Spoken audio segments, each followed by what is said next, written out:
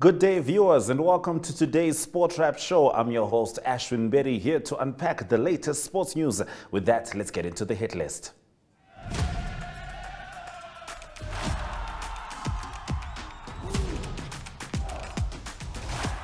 Namibia's 3 silver medalists at the Paralympic Athletics World Championships in Paris, France, Laya Ishitile, Ananias Chikongo and Johannes Nambala, and the rest of the team arrived back in the country yesterday. Brian Munango caught up with 2 of the winners, and this is what they had to say.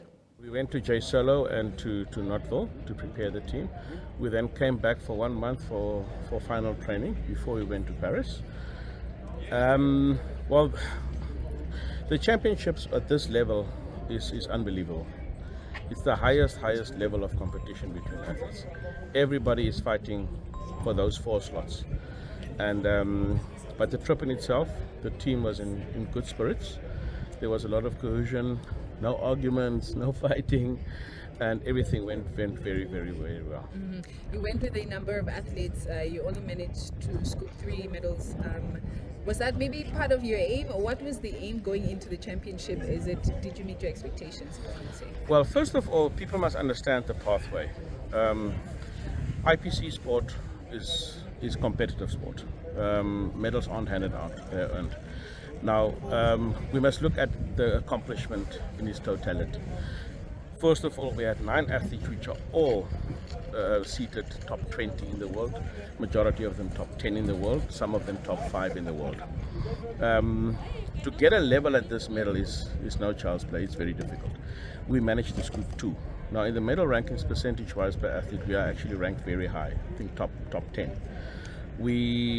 So it's not only the medal winners that get slots, but the first 4. But the medals are guaranteed.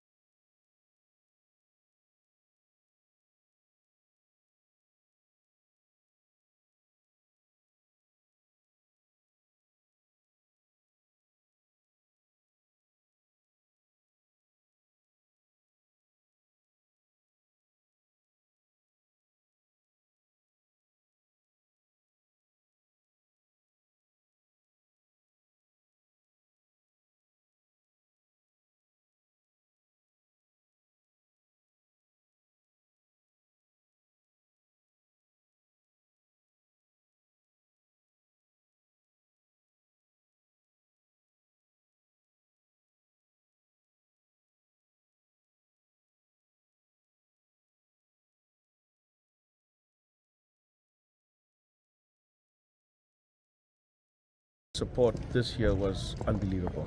It was really unbelievable, and we're truly thankful for the Namibian nation. The athletes are away from home, very far, and they've gone it for long periods of times. So it feels good when you're loved in this magnitude, and we look forward to the journey. This is just the beginning. So by next year, May, June, we will have our final slots, and I believe it's going to look good. I'm Johannes. Thank you so much for taking time out to talk to us today. First of all, congratulations on scooping your silver medal. Just talk to us about how the experience was so far. The experience, okay, let me say, so quite, this is my 5th World Championship, which means I have experience on these things, and then, but the new guys that were coming, and then it was just to show who is in the game and everyone, but it was a good experience. How do you feel on scooping 2nd finish? Yes, to win a silver medal, I feel proud because all the world champions that I attend so far, I didn't come with any ended, but this one with one silver medal is the lowest, but I'm happy with it. Is there any challenges that you experience, perhaps, that's something that you can learn from for next time? No, the challenge that is only the people that are it's only new guys that are coming in, but everything is so good. Just talk to us about your 2nd finish. You scooped a silver medal. How do you feel about that so far? I was excited when I won it. got disappointed the last days when I didn't win anything. But I'm grateful for myself. I'm proud of myself because I went to the final in my 200 meter and it was the last event. Did you feel any sort of pressure this time around? How was it? I was in high pressure because getting when you go through the heats it's easier, but when you go to the semi it becomes very tough and tough every day, day by day, until the final comes. It was now too much pressure for me. In the Pipeline is coming up after the break.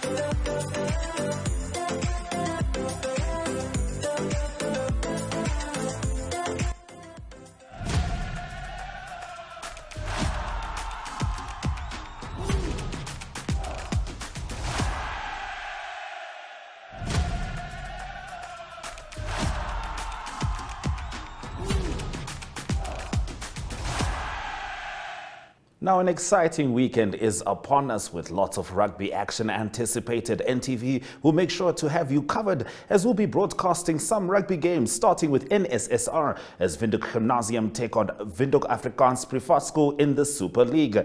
And the NRU Premier League is back as UNAM take on Rehoboth, which will be broadcasting as well, while Grootfontein travel to the coast to take on Kudus. That game will be live on the Rongo Facebook page, and Western Suburbs will take on Rehoboth Falcon. Athletes World is up next after this short break.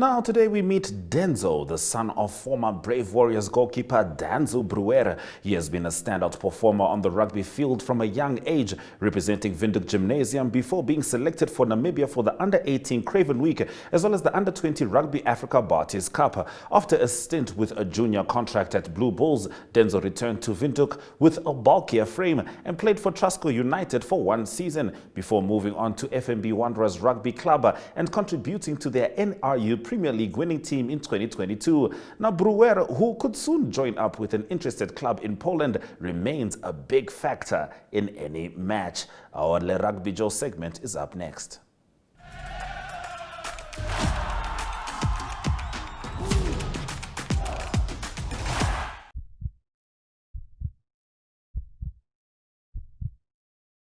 Sigaret.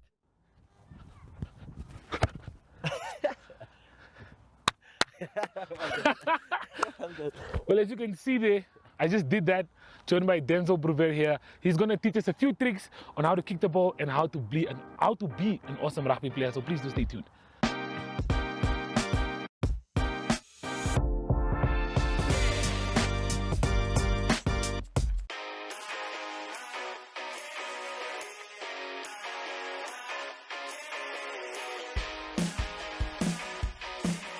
Your life could change at any second, but you'll never know until you take the chance. With sports betting, number games, and online casino gambling, JSB is your best bet. Will you be Namibia's next instant millionaire? Place your bets easily online at jsbsports.bet or at any JSB location nationwide. We'll take you to the action anywhere, anytime. JSB, where the next instant millionaires come to play.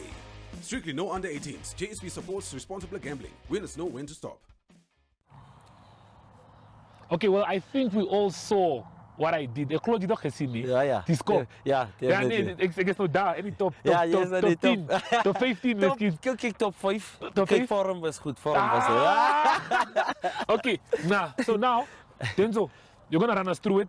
Yeah. What are we doing now with this ball, training-wise? What are one of the important things to do in training when it comes to rugby? Okay, so basically this is just a fairly basic passing drill. Okay. So this is just to warm up the hands. So I will just be here on my toes, not focusing on doing it fast or whatnot, just focusing on the technique, getting through the ball and passing to the opponent. Just making, just passing to your teammate. Yeah, I was about to ask you, don't pass it with your opponent. Passing to your teammate. Okay. So just on one place, passing through, following through. Okay. Just then go forward, just do the same. You just catch. You just assist me, Cool. basically. Let's do that. Okay, Free flow. so here we go.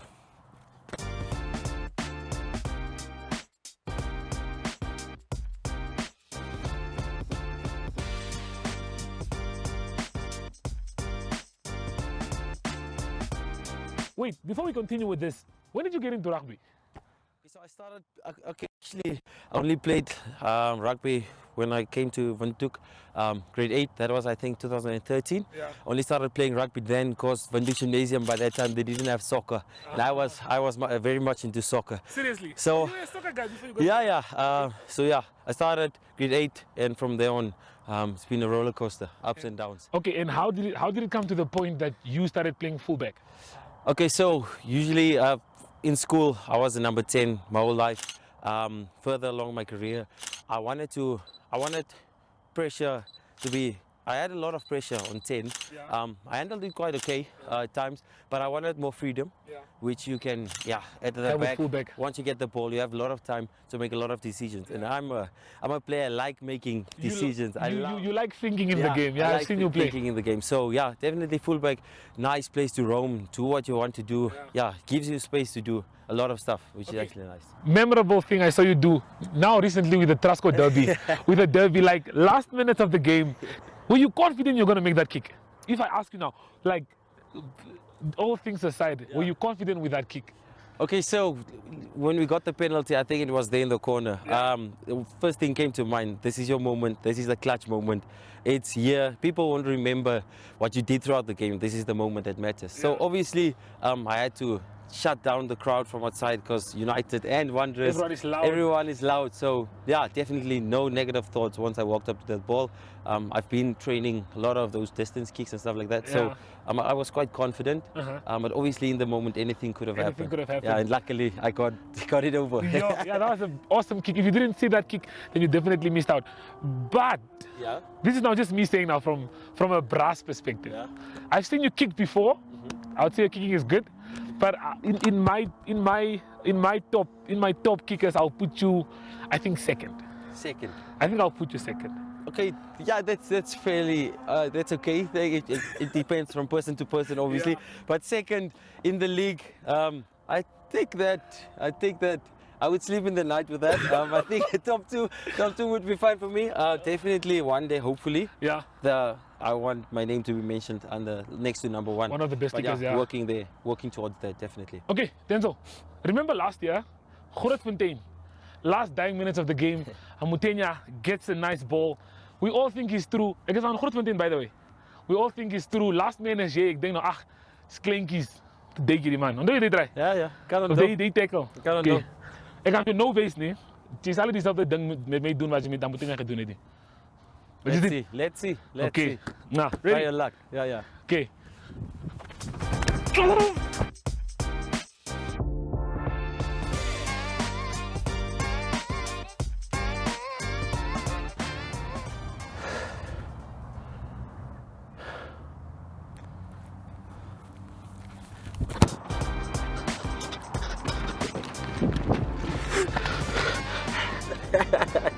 Well, there you have it, Denzel. Thanks, man. Fun times, enjoyed myself. Tackle was solid, but I can guarantee you one more try than Stambik. Yeah, let's see. One more Definitely try. up for it. Okay, let's talk about it. Plans for the year, objectives. What's going through your mind right now? Okay, obviously we're busy with the season now. Obviously, all the teams are looking forward to lifting that trophy at the end of the year. Yeah. Us going, hopefully defending it. Will be a tough season. All of the teams really good. So yeah, please make sure to join in. Come to Wanderers Stadium. Come and have a look at us. Yeah, we play good rugby, so yeah, you will enjoy it. And if you want to see me personally, number 15, Denzel Bruver, and I also work at Kia. So if you want to buy a car, hit me up. As you heard it from the man himself, he is your guy if you want to buy a car. Second best kicker, if not the best kicker that we have in Namibia. Athletes World bringing it all to you live. Ta-da!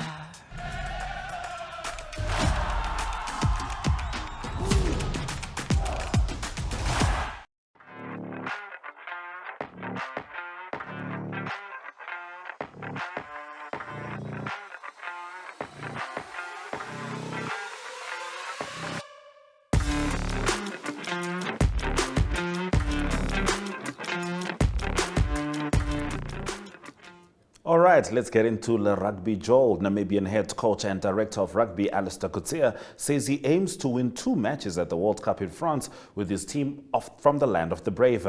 At the second national training camp attended by 45 players in Soccermund on Saturday is when he made these remarks. Coach, very high intensity training session. What is your feeling about your team? No, I'm pleased with where the players are, to be honest. I mean, they all came from different clubs, different conditioning levels. A lot of them have played competition still. So when you play competition, you normally decondition. So what is happening currently is we're trying to get everyone on the same standard. That's why we've got baseline tests like running the Bronco. A big improvement since the last one we did in Windhoek. So this was the second one, and a couple of guys did it for the first time. But I'm really pleased with where the conditioning is at the moment. There's still a lot of room for improvement. You must remember that the All Blacks, who are, in our section, they've played 2 games already. We haven't played any. They played Argentina, and so that is where I'm gauging and I'm looking at and trying to make sure that we get these guys to a level where we can be really competitive. Coach, we are heading to the Cup of Nations. What are your expectations for your team? Yeah, the Nations Cup is it's basically preparation for us. Every test that we play, we want to win, because you win a couple of games at Nations Cup. It helps with the seeding in the world ranking. You win Uruguay, you win Chile, you move up in world ranking, which is also important for us. Although we've got our objective is to make sure we work on combinations, we give players game time, we want to look at our systems. A test match is always their first objective is to win it. So we want to make sure that we're well prepared to win test matches as well. Coach, in terms of the performance of the team, you've walked a road, you've journeyed with the team. Where are you now in terms of where you started off? Yeah, look, it started off last year when we had a tour to Canada and Spain, and we had a match here, I think at a local game at home. And there's a lot of growth, since last year, and then we played in Mzansi Cup. And that was actually a huge step up. The players in Mzansi, they started raising the bar in terms of their conditioning, their physicality, which will help, at test match level. I don't say it's there yet, but at least it's helped, especially our local based players. So, from club level to international is a big step, but at least we had the Mzansi, we had Greek here, and we had the Pumas here in a friendly, where we could test, ourselves physically against bigger packs.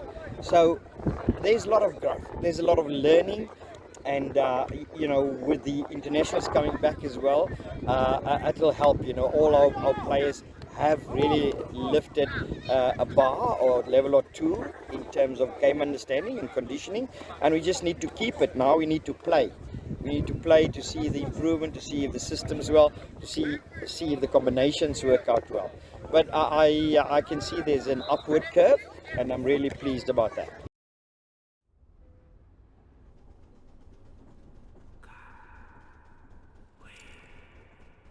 How do you find the perfect time? is it in what we create? Or is perfection a form of art? Can we taste the perfect time? Move to it. Feel it. Or is it best enjoyed together? The perfect time is out there.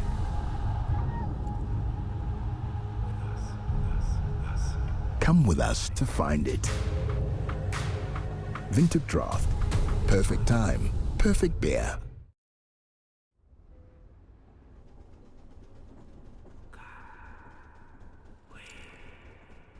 How do you find the perfect time? Is it in what we create? Or is perfection a form of art?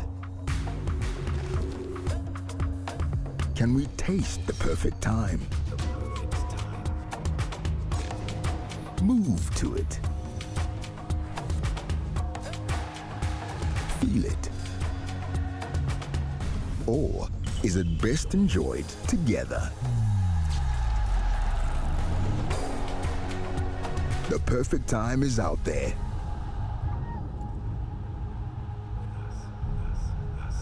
Come with us to find it. Vintage Draft.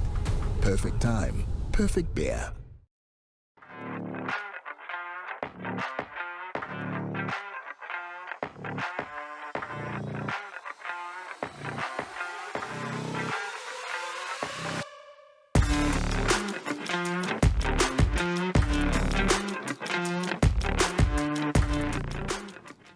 Well, from me, Ashwin Berry, you can catch me commentating Windhoek Gymnasium versus Windhoek Afrikaans Privaat School, while I leave you in the very capable hands of Ari Hochad as we go globe-trotting. Enjoy the weekend.